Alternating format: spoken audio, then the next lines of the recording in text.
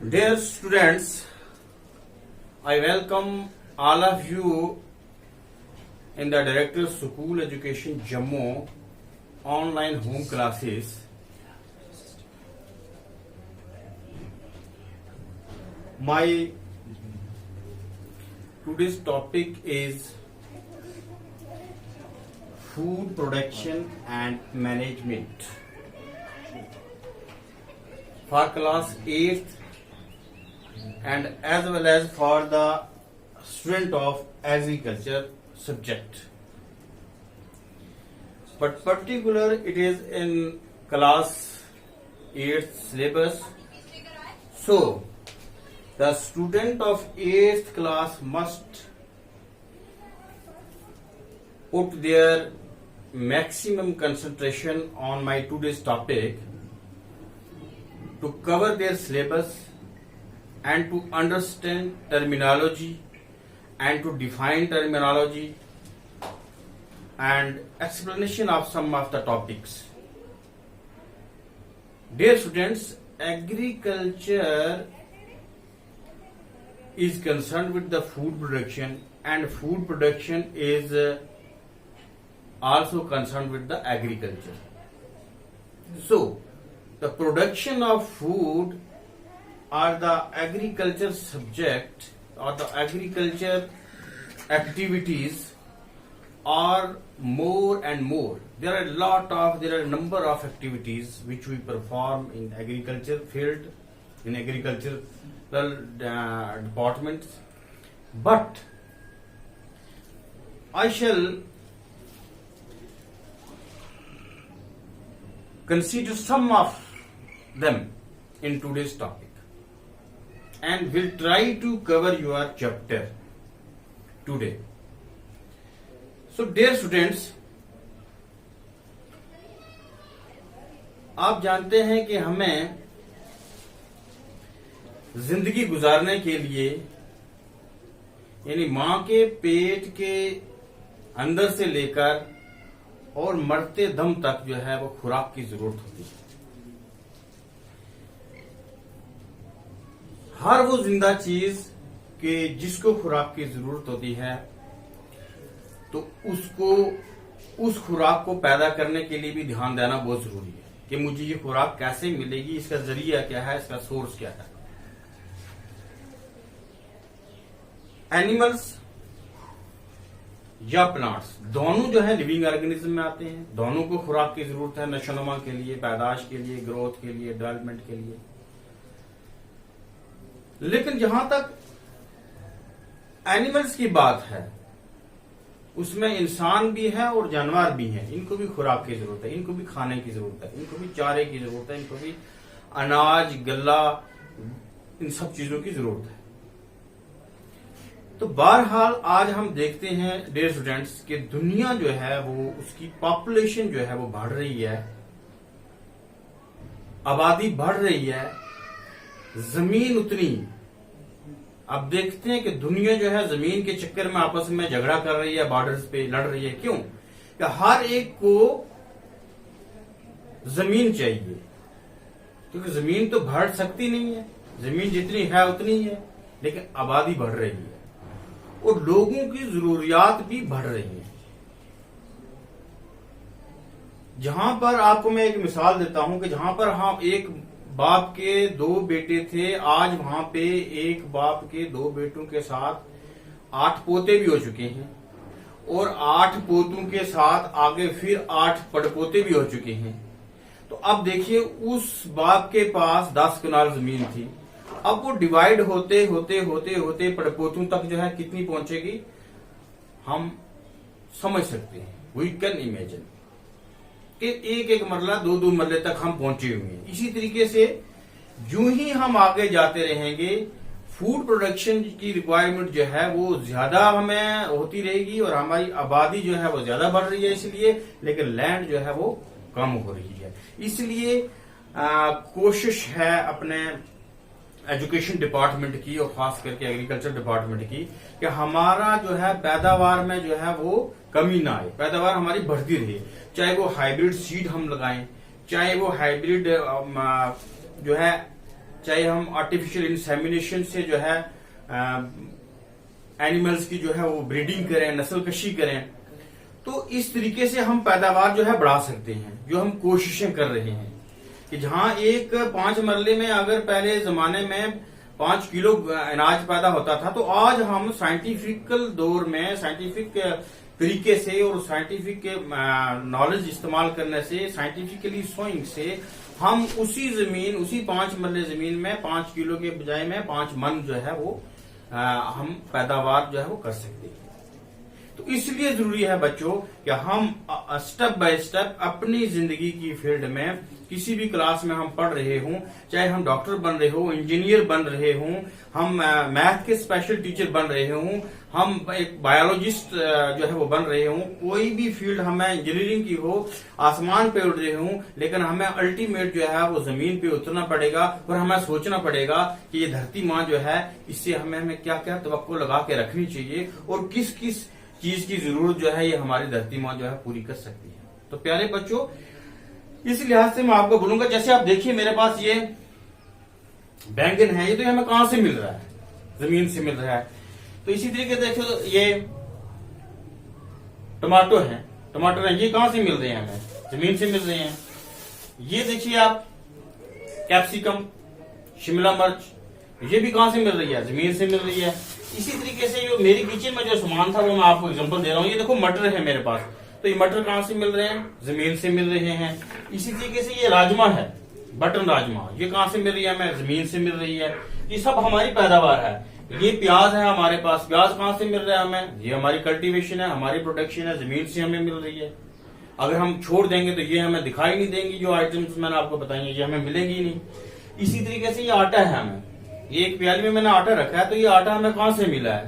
पहले हमने बीज बीजा है जमीन के अंदर, उसकी देख रेख की है, उसको खाद डाली है और उसके बाद जो है चक्की पे लेके और चक्की पे जाकर जो काफी प्रोसेस के बाद हमें जो आटा आकर मिलता है। लेकिन ये हमारी प्रोडक्शन ये का रिजल्ट है।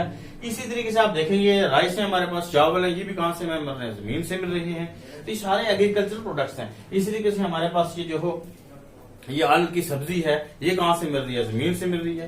तो बहुत सारी चीजें ऐसे, ये दूध जो है ये भी प्रोडक्शन ऑफ फूड में आएगी। ये भी हमारा फूड है और दूध के बारे में बोला जाता है ये कंप्लीट फूड है for the growth of children. तो ये देखिए, ये भी हमें कहां से मिल रहा है? ये भी हमें मिल रहा है कहां से? प्रोडक्शन से, एनिमल प्रोडक्शन से। और एनिमल जो है जिससे हमें दूध मिल रहा है, उनकी जो है वो जरूरत कहां से पूरी हो रही है? घास चारे से और पत्तों से, पेड़ पौधों के पत्तों से। तो प्रोडक्शन कितनी जरूरत है? यानी जहां हमारे लिए दूध पैदा कर रहे हैं एनिमल्स, लेकिन हमें उनकी प्रोडक्शन जो है, चारा है, शटल है और ये वगैरह जो है सारा, उसके लिए वो भी हमें पैदा करना पड़ता है। तो एक प्रोसेस है, जिस प्रोसेस को अगर कहीं से भी रोक आ गई तो हमारा जीना जो है वो हराम हो जाएगा। तो इसलिए बच्चों, आज जो है इस production, food production and management, तो इसमें कुछ खास पॉइंट्स हैं जो हम डिस्कस करेंगे। तो बहुत सारे पॉइंट्स आप देखिए। पहला पॉइंट मेरा जो था, मेन पॉइंट्स अंडर डिस्कशन, पहला ये था कि एग्रीकल्चर प्रैक्टिस, कि जमीन जब हम के अंदर जो है क्या क्या प्रैक्टिस करते हैं। तो जमीन में जो है हम बहुत सारे प्रैक्टिस कर सकते हैं। वो सारे के सारे यहाँ पर जो है मैंने टर्म्स यहाँ पे रखी भी हैं। तो हल जोतना जमीन के अंदर, जमीन की जो है वो ट्रीटमेंट करनी, साइल टेस्ट करना कि इस साइल के अंदर किसी हार्मफुल इंसेक्ट वगैरह का जो है वो अटैक तो नहीं है। साइल के अंदर जो है न्यूट्रिएंट्स जो है, macro nutrients and micro nutrients, वो बैलेंस हैं या नहीं बैलेंस हैं। उसके बाद यह है कि साइल की जो है कंडीशन देखने की, कौन सी लूमी है, सैंडी है, कौन सी क्ले है, कौन सी साइल है, उसके मुताबिक हम वहां पर उसको कल्टीवेशन उस पर करेंगे। तो इसी तरीके से साइल के अंदर बहुत सारी प्रैक्टिस होती हैं, सोइंग होती है, हार्वेस्टिंग होती है, सारी की सारी प्रैक्टिस वहां पे होती हैं। लेकिन हमें ये समझना है कि प्लो क्या है, प्लोइंग क्या है। तो प्लो कहते हैं हल को, तो प्लोइंग कहते हैं किसको? कि हल जोतने को। तो इस तरीके से सोइंग कहते हैं किसी चीज को बीजने को, और हार्वेस्ट कहते हैं किसी चीज को काटने को। तो हमारे यहाँ जो है जम्मू कश्मीर के अंदर रबी की फसल भी होती है और खरीफ की फसल भी जो है वो होती है। यानी गर्मा की फसल, मौसम गर्मा की फसलें और मौसम सरमा की फसलें, इस तरीके से उनको डिवाइड किया गया, रबी एंड खरीफ क्रॉप्स। तो यहाँ पर कमर्शियल क्रॉप्स भी हैं और डोमेस्टिक यूजेबल क्रॉप्स भी हैं। और जो इंपोर्ट एक्सपोर्ट करने के लिए जो क्रॉप्स हैं वो भी उगाई जाती हैं हिंदुस्तान के अंदर, लेकिन उगाना जो है वो एक किसान का काम है। इस सारे फलसफे के पीछे जो है हमारा जो किसान है, हम उसको पूरा का पूरा क्रेडिट देंगे कि किसान हमारे लिए इतनी जरूरियात को जो है मुहैया करके हमारे तक पहुंचा रहा है। कोई चीज हमें 5 रुपए किलो मिल रही है, कोई 10 रुपए किलो मिल रही है, कोई 50 रुपए किलो मिल रही है, but who is behind that process? Ultimately the farmers.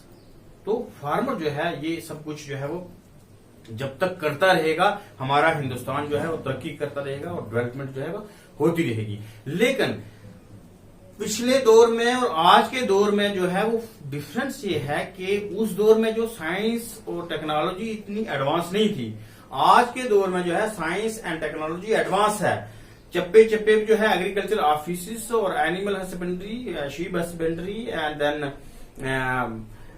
Apiculture, sericulture, pisciculture, horticulture, हर किस्म के डिपार्टमेंट जो बने हैं और हर किस्म डिपार्टमेंट के अंदर जो है बहुत सारी स्कीम्स हैं, जहां पर गरीब किसान जो है उन स्कीम्स का इस्तेमाल करके अपनी जमीन का सही इस्तेमाल कर सकता है, अपने मवेशियों का सही इस्तेमाल कर सकता है। डेयरी फार्मिंग, पोल्ट्री फार्मिंग, ये सारे के सारे प्रोसेस जो है वो फूड प्रोडक्शन में है। तो डेयरी फार्मिंग हो गया कि दूध पैदा करने के लिए जानवर रखना, चाहे वो भैंस है, गाय है, जर्सी गाय है या भैंस है, सिंधी है, मुर्रा है, ऐसी ये ऐसी गाय भैंस है कि जो ज्यादा दूध देते हैं, जो एक एक गाय भैंस जो है 20-20, 25-25 किलो ग्राम जो है वो दूध देती है एक दिन में। तो ये कमर्शियल काम के लिए हमारे किसान भाई जो है वो ऐसा करते हैं। हमें करना चाहिए घर में कि ऐसा हम ऐसी गाय रखें या ऐसी भैंस रखें कि जिससे हमें मैक्सिमम जो है दूध मिल सके, ज्यादा से दूध मिले और हम जरूरत अपने घर के अलावा जो है बाकी लोगों की जरूरत जो है वो भी हम पूरी कर सकें। तो इसलिए हमें कौन कौन सी गाय रखनी है, जैसे जर्सी गाय जो आजकल हम रख सकते हैं, इसी तरीके से मुर्रा, सिंधी, ये भैंस रख सकते हैं जिसके अंदर जो है बहुत सारा दूध जो है वो पैदा हो सकता है हमारे लिए और हम उसको अपना इस्तेमाल के लिए, दूध के लिए, मक्खन के लिए, पनीर के लिए और दूध से बनने वाले जितने भी प्रोडक्ट्स हैं, मिठाइयों के लिए, सब के लिए हम इस्तेमाल जो है उनका कर सकते हैं और एक अपना स्टैंड कर सकते हैं। देश को आगे ले जा सकते हैं, अपनी डिस्ट्रिक्ट को आगे ले जा सकते हैं, अपने मोहल्ले को और खास करके अपनी फैमिली का जो है रोजगार आगे बढ़ाने में उनका हाथ बटा सकते हैं। तो बहरहाल मेरा मकसद आपको यहाँ पर यह समझाना है कि ये जो टर्मिनोलॉजी है आपके इस चैप्टर में, उसकी आप डेफिनेशन जो है वो याद करेंगे और खास करके मैनेजमेंट कैसे करनी है किसी चीज की वो आपने ध्यान देना है। तो इसी तरीके से एपीकल्चर, तो एपीकल्चर जो है डियर स्टूडेंट्स, एपीकल्चर हो गया बी कीपिंग, कि शहद की मक्खी को घर में पालना, बॉक्स वगैरह में आजकल हम मकान पर देखते हैं, तो बी कीपिंग हो गया। तो शहद की मक्खी जो है इसके बारे में हमारे कुरान पाक में भी आया है कि हमने आपको एक ऐसी चीज दी है, एक ऐसे जानवर से जो है एक ऐसा उसका जो है वो प्रोडक्ट निकलता है कि जिसके अंदर मैंने शफा रखी है। अल्लाह ताला कहता है जिसके अंदर मैंने शफा रखी है, और वो जो इंसेक्ट है वो ऊंचाई पे बैठता है। इतना इशारा भी दिया कि वो ऊंचाई पे हमेशा उसका घर होता है। तो एक अच्छी चीज है। और ये शहद जैसे कि मैंने पहले आपको दिखाई नहीं थी, ये देखिए ये शहद, ये हमें कहां से मिलेगी? ये भी फूड प्रोडक्शन है हमारी, और ये इससे बी कीपिंग यानी एपीकल्चर इसको हम बोल सकते हैं। एपीकल्चर से हम इस जो है हानि को जो है वो हम पैदा कर सकते हैं, जो कि मेडिकली कहते हैं कि ये सैकड़ों बीमारियों के लिए इलाज का एक जरिया है। और छाती हमारी साफ होती है, खून साफ होता है, और बहुत सारी ऐसी चीजें, खांसी दूर होती है, बहुत सारी ऐसी चीजें जो हानि से हमें जो है वो खत्म हो जाती हैं। यानी कई एक बीमारियां, सैकड़ों बीमारियां जो है हमें शहद से दूर हो जाती हैं, कि कुरान में आया कि शहद शफा आपके लिए। तो अब शहद जो है या 1000 रुपए 1200 रुपए किलो मिलती है। तो इसके लिए हम जो है इसके लिए क्या करते हैं, हम बी कीपिंग यानी बी कीपिंग, शहद की मक्खी जो हम रखेंगे अपने बॉक्स में डालकर अपने छत, अगर हमारे पास जमीन नहीं है तो छत पे, तो वो हमें जो है शहद देगी। तो इस टर्मिनोलॉजी को क्या कहते हैं? एपीकल्चर यानी bee keeping. The practice of bee keeping for production of honey is called as apiculture simply. इसी तरीके से नेक्स्ट हम सेरीकल्चर हम जाएंगे। तो सेरीकल्चर आ गया rearing of silk worm, rearing of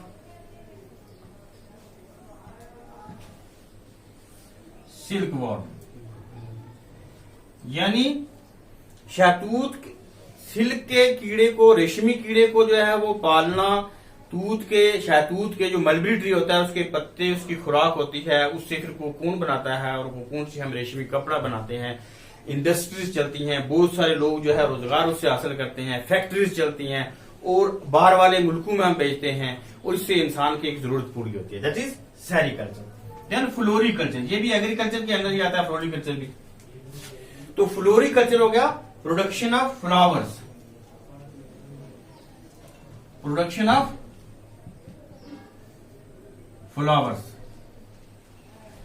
और फ्लावर्स आपको पता है गुटिया का फूल हो गया, जैसे गुलाब का फूल हो गया, बहुत सारे फ्लावर्स ऐसे हैं जो कि मेडिसिनल वैल्यू रखते हैं और बहुत सारे फ्लावर्स ऐसे हैं जो वेस्ट वगैरह गमले वगैरह बनाने के काम आते हैं, खुशबू देते हैं, जैसे रोज है इसी तरीके से और बहुत सारे मेडिसिनल फ्लावर्स हैं जिससे हमारी क्या बनती हैं, दवाइयां बनती हैं। तो फ्लावर्स को हम कमर्शियल बेस पे भी ले सकते हैं डियर स्टूडेंट्स, कि फ्लावर्स की हम प्रोडक्शन करके उसके गमले बनाकर हम बेच सकते हैं। उसके अलावा क्या कर सकते हैं कि हम इसकी मेडिसिनल वैल्यू जो होती है जिन फ्लावर्स की, उनको जो है हमने क्या करना है कि मेडिसिन के तौर पर जो है वो बाजार में हम जो डॉक्टर्स होते हैं जो आयुर्वेदिक मेडिसिन बनाते हैं उनको हम वो दे सकते हैं कीमत के तौर पर। तो नेचुरल या जो है डोमेस्टिक फ्लोरिकल्चर जो है ये एक हमेशा इंसान के फायदे की बात है और इंसान हमेशा इससे जो है वो पैसा कमा सकता है। और फूल जो है आपको पता है कि हमेशा इंसानों को मुस्कुराते रखते हैं और हम फूल को पर जब भी हम नजर डालते हैं तो हमारा चेहरा नेचुरली जो है मुस्कुरा रहता है, चाहे हमें जितनी भी टेंशन हो, जितनी भी हमें फिक्र हो, फूल पे नजर मारते ही हमें जो हमारा चेहरा खुद ब खुद जो है मुस्कुरा उठता है। तो ये फ्लोरिकल्चर भी हमारा एक फ्रूट प्रोडक्शन में आता है। देन शीप हस्बेंड्री देखिए कि इसमें हम भेड़ बकरी की प्रोडक्शन, जैसे अफ्रीकन भेड़ या बाहर की जो है वो ब्रीडिंग लाकर हम जो है वो हंडू वगैरह या बकरी इस किस्म की जो है वो हम पाल के, और आप देखते हैं कि जब हम भेड़ बकरी का काम करेंगे तो उसके लिए हमें तो एक है गोश्त खाने वाले जो लोग होते हैं वहां पर गोश्त के तौर पर इस्तेमाल करते हैं इन चीजों का। उसके बाद है ईद कुर्बानी पे हमें देखिए कि 50,000, 60,000, 80,000, 70,000 तक जो है वो ये चीजें बिकती हैं, चाहे भेड़ हो या क्या हो, बकरा हो। तो इस तरीके से ये भी हमारे फूड प्रोडक्शन में आता है। तो बकरी से हमें क्या मिलता है, दूध भी मिलता है, भेड़ से हमें दूध भी मिलता है, तो ये गोश्त के भी काम आती है। तो इस प्रोसेस को हम क्या कहेंगे, शीप हस्बेंड्री जो है एक डिपार्टमेंट है जो शीप्स एंड गोट्स की केयर करता है, लुक आफ्टर करता है। उनकी वूल का क्या करना है, उनकी वूल कैसे उतारनी है, साफ कैसे रखनी है, वूल से कैसे बनता है, वूल प्रोसेस में कैसे होगी। तो ऊनी कपड़े जो हमें मिलते हैं या चमड़े के जो कपड़े हमें मिलते हैं ये कहां से मिल रहे हैं, ये हमें शीप एंड गोट्स से मिल रहे हैं। तो इस तरीके से शीप हस्बेंड्री ये भी हमारे फूड प्रोडक्शन का एक प्रोसेस है, एक जरिया है। देन एनिमल हस्बेंड्री, जहां पर गाय भैंस या डोमेस्टिक जितने भी एनिमल्स हैं उनकी केयर होती है, उनकी बीमारियों की जांच होती है, उनके दूध पैदावार में कैसे उसका दूध जो है वो बढ़ेगा, कम कैसे हो गया, खुशक क्यों हो गया, या उसकी जो बीमारियां लगती हैं उनका इलाज मालजा, ये सारा जो है वहां पर हम जाकर करेंगे एनिमल हस्बेंड्री में, जहां पर एनिमल्स की लुक आफ्टर होती है, उनकी स्टडी होती है पूरी कि इसको किस किस्म का एनिमल है, किस नस्ल से है, ये इसको जो है जो इसको वैक्सीनेशन कब करनी है, कैसे करनी है, सारी मशवरे हमें एनिमल हस्बेंड्री से जाकर ही मिलते हैं डियर स्टूडेंट्स। इसी तरीके से पिस्सीकल्चर, पिस्सीकल्चर हो गया फिश फार्मिंग, फिश फार्मिंग यानी मछली पालना। तो मछली पालने के लिए तालाब जो है 15 फुट से लेकर 7-10 फुट, 15 बाई 10 या 15 बाई 7 का जो है हम मछली पालन का एक तालाब बना सकते हैं। तालाब का जो इंटरनल जो एनवायरमेंट होना चाहिए वो नेचुरल होना चाहिए कि मछली को लगे कि मैं कुदरत के एक समुद्र में हूँ, कुदरती एक दरिया में हूँ, कुदरती जगह पे हूँ। तो वहां मछली पालकर इलाके के लिहाज से सिल्वर कार्प है या दूसरी जो है स्कॉलिडान है, कोई भी मछली जो है वो हम पाल सकते हैं इलाके के हिसाब से। कौन से इलाके में गर्मी वाली मछली कौन सी है, सर्दी वाली कौन सी है, उस इलाके से हम तालाब बनाकर मछली पालन का अगर काम करेंगे that is known as pisciculture है। दी प्रोडक्शन ऑफ फिश और fish farming is known as pisciculture.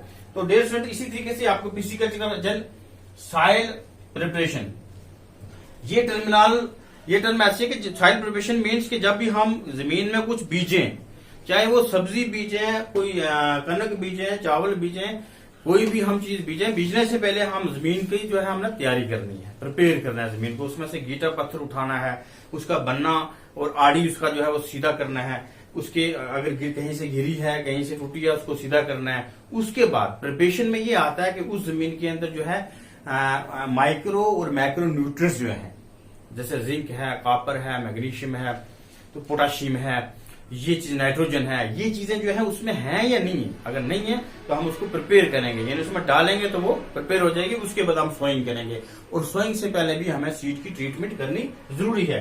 इसी तरीके से आप देखिए सॉइल ट्रीटमेंट, मैंने नेक्स्ट सॉइल ट्रीटमेंट हो गया कि जमीन के अंदर अगर किसी चीज की कमी है, जैसे मैंने आपको तो बताया कि माइक्रो और मैक्रो न्यूट्रिएंट्स है ही नहीं है, और वो क्ले सॉइल है या लूमी सॉइल है या सैंडी सॉइल है, लेकिन उसमें एलिमेंट्स नहीं है जो कि प्रोडक्शन के लिए जरूरी है, जो नॉरिशमेंट के लिए, ग्रोथ के लिए, प्लांट्स के लिए वो जरूरी है, वो नहीं है, तो हमें उसकी सॉइल की क्या करनी है, ट्रीटमेंट करनी है। That is known as soil treatment. Then soil testing. अब यह है कि हमें कैसे पता चलेगा कि इस जमीन के अंदर माइक्रो न्यूट्रिएंट्स और मैक्रो न्यूट्रिएंट्स जो हैं, जो हमें ज्यादा तादाद में चाहिए होते हैं और कम तादाद में चाहिए होते हैं, वो मौजूद हैं या नहीं है। उनको हमने देखा ही नहीं, सॉइल टेस्ट की ही नहीं, और हमने छट्टा मार दिया और सो गए घर में जाकर, फिर हमें कुछ भी बच्चों वहां से नहीं मिलेगा। अब सॉइल टेस्ट करना है कि इसमें जो एलिमेंट्स हमें चाहिए वो हैं या नहीं है।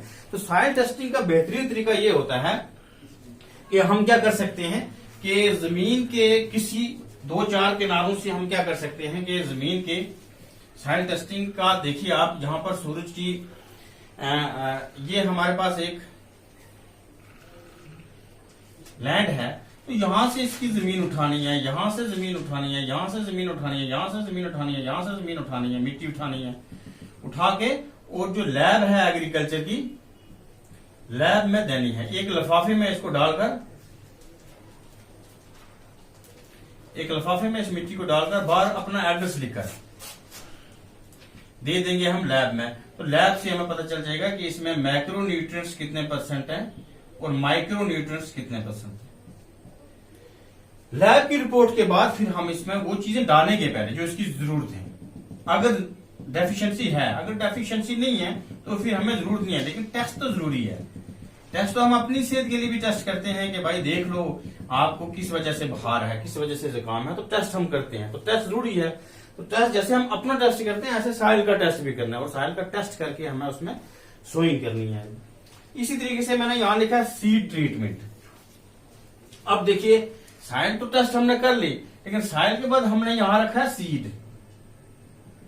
सपोज ये सीड है, तो इसमें केमिकल्स वगैरह डालकर, जो महकमा रिकमेंड करता है केमिकल डालकर, उस सीड को जो है अच्छे तरीके से मिक्स करके फिर देन ड्राई करके फिर हमने इसमें सोइंग करनी है। That is seed treatment. Seed treatment कि सीड को देखना है भाई इसका जो एम्ब्रियो है वो टूटा हुआ तो नहीं है, जहां से ग्रोथ होगी वो कहीं टूटा हुआ तो नहीं है। तो सीड को हम यहां से एम्ब्रियो, यहां से सपोज ये एम्ब्रियो होता है, यहां से पौधा निकलेगा, यही चीज अगर हमारी टूटी हुई है तो फिर क्या होगा, हमने बीज तो बीज दिया लेकिन पैदावार नहीं होगी।